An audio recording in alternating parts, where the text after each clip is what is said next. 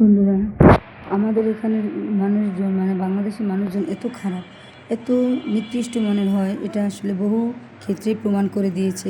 তোমরা দেখলে বিশ্বাস করবে না যে এখন যে একটা বিষয় নিয়ে এত মাতামাতি, এত কিছু চলতেছে, দুদিন পর ওই লোক যখন ফ্রান্সে চলে যাবে তখন কিন্তু আর এই জিনিসটা থাকবে না। কারণ তখন আর মানুষ তাকে নিয়ে গল্প গুজব করবে না।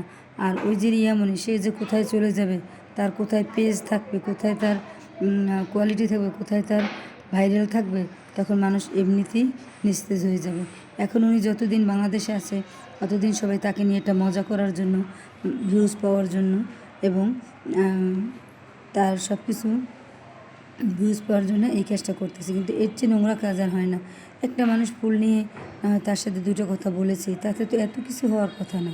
এর চেয়ে কত কিছু হয়ে যায়। আর দরাদরি করাটা তো খারাপ কিছু না। আমরা বাংলাদেশি, আমরা যে কোনো জিনিস একবারেই কিনি না, আমরা দরাদরি করেই কিনি। কিন্তু সেই দরাদরিটা যদি আমাদের নিজেদের মধ্যে ওটা একটা পর্যায়ে নিয়ে যাওয়া হয়, তাহলে নর্মাল মানুষের জন্য কেন এটা হয় না? এর চেয়ে তো বেশি খারাপ ব্যবহারও গাড়িতে অনেক অনেক বড় লোকের বিবি সাহেবরা করে থাকে। তাই রাখির বেলায় কেন এরকম হলো? আর সে ভাইরাল বলে, সে একজন কন্টেন্ট ক্রিয়েটার বলে তার পেজের ক্ষতি করার জন্য কিচ্ছু হবে না। কারণ সাগরের পানি থেকে যদি একটু পানি এনে পুকুরে ঢেলে দেয়, তাতে সাগরের কিছুই হয় না।